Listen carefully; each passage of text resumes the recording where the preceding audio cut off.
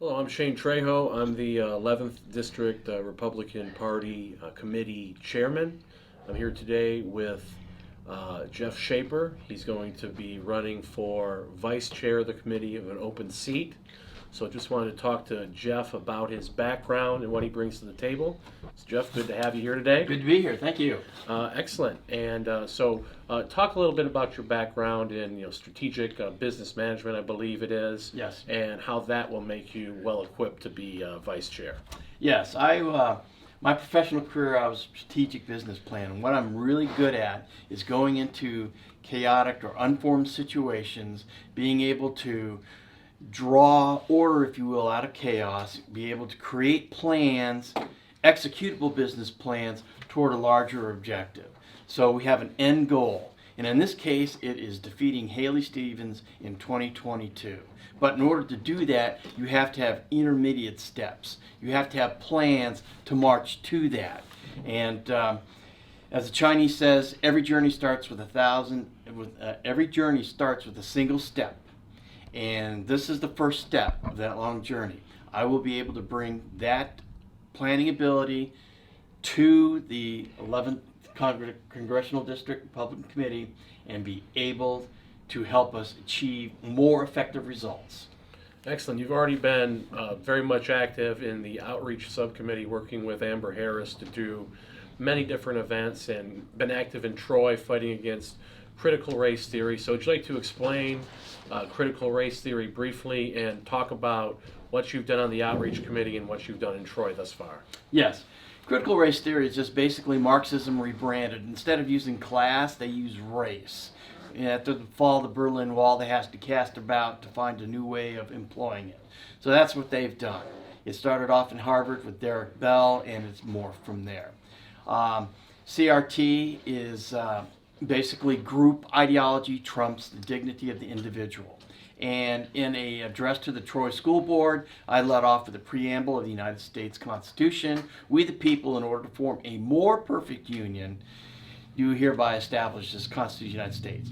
The important thing there is that they realize that people are imperfect. However, totalitarianism demands people be perfect. And if they are not perfect, what happens at that point? They cast them to the side and they find another group to become, the aggrieved group for the moment.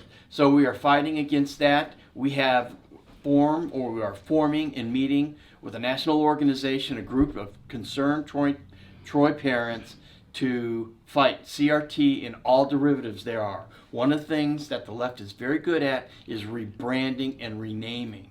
So CRT is getting a bad name, so they rebranded it diversity, equity, and inclusion. Or I like to take the last two, equity, inclusion, reverse it, diversity, inclusion, and equity, which means die, and that's where ideas go, to die. And yeah, our civilization will die as well if we don't overturn this immediately. And the encouraging thing about critical race theory is that this is opening the eyes of regular parents who would have thought, if we'd have said that, oh, they're going to do cultural Marxism in school and they're going to say that you're going to teach your kid that they hate themselves because of their skin color and they're going to traumatize them and indoctrinate them into this racist ideology. If we just said that ahead of time, people would have probably thought you're conspiracy theorists, you're insane. But now they're doing it, they're going full speed ahead with it, and parents are waking up, parents are aware.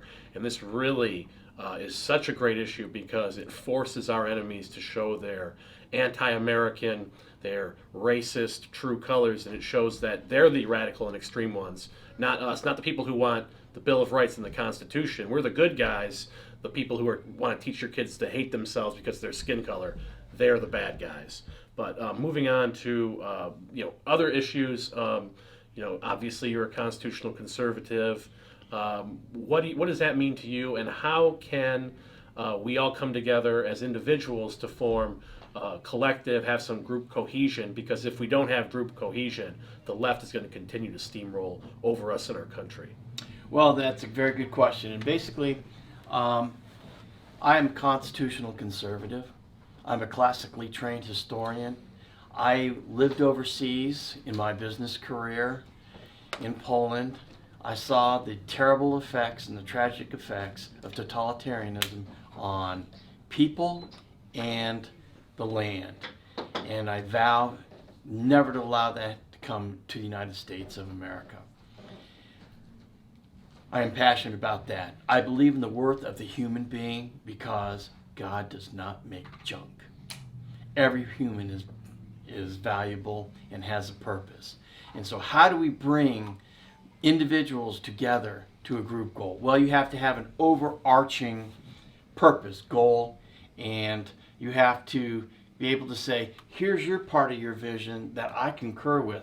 I see you're passionate there. I'm passionate in another area, but in this, we're both passionate together. Let's unite our passions on this issue and move toward this goal, which is basically dignity and freedom for the individual. When the individual has his freedom to do what he wants, then he can achieve life, liberty, and the pursuit of happiness. Not the attainment of happiness necessarily, but the pursuit of happiness. Totalitarianism does not. Mussolini said fascism in 3 simple words: all for the state, everything in the state, nothing against the state. And that is fascism, pure and simple, and that's what CRT has. Groupthink, state control.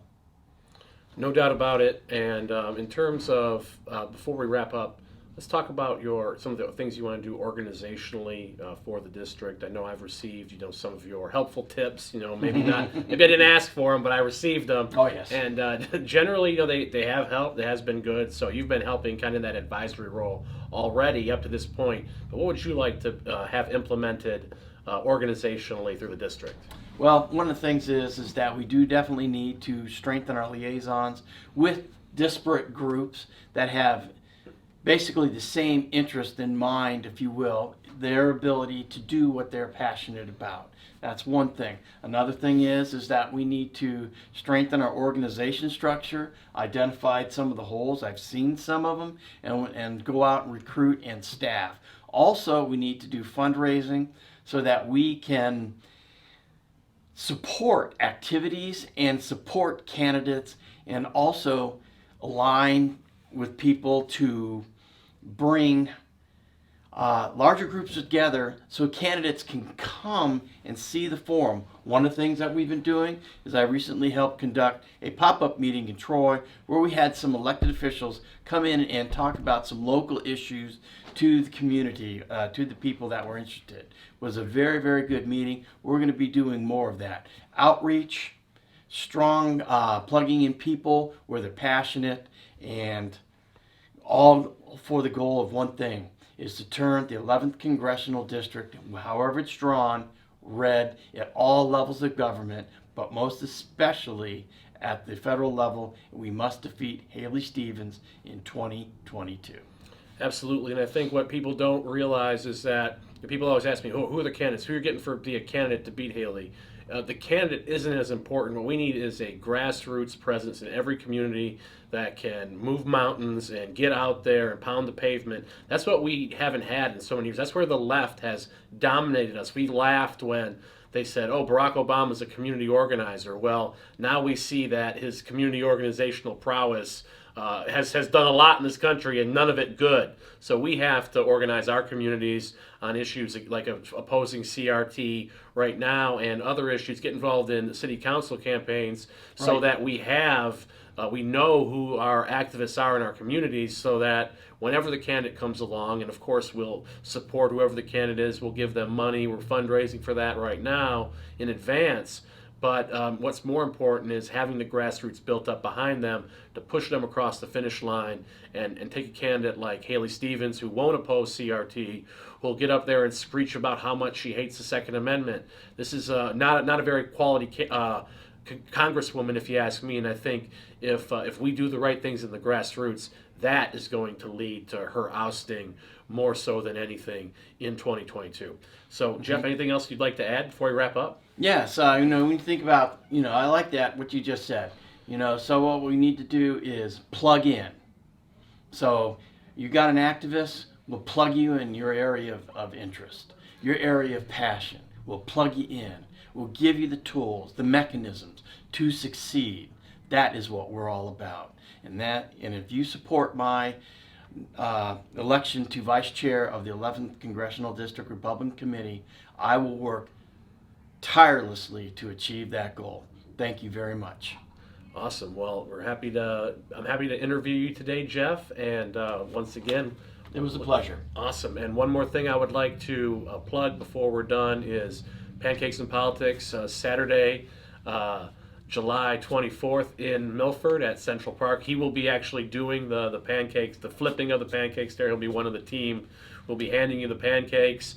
So please show up. Sheriff Michael Bouchard will be the main speaker. We also have MIGOP co-chair Michonne Maddock, state rep Matt Maddock, gubernatorial candidates Ryan Kelly and Bob Scott will be appearing there, and I'm sure we'll be adding more to the guest list in the days to come. It's coming up on Saturday, July 24th, 9 a.m., Central Park in Milford. $25 for a ticket for an adult, $10 for a kid. Check out our website, migop11.com, for more information on there. Our Facebook page is Michigan 11th District Republican Committee.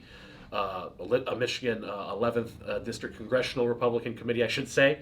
So check us out on Facebook, on our website. We're on more social media platforms. They're always looking to get the word out to new people and support alt platforms as well. So we're doing a lot of great things in the 11th District.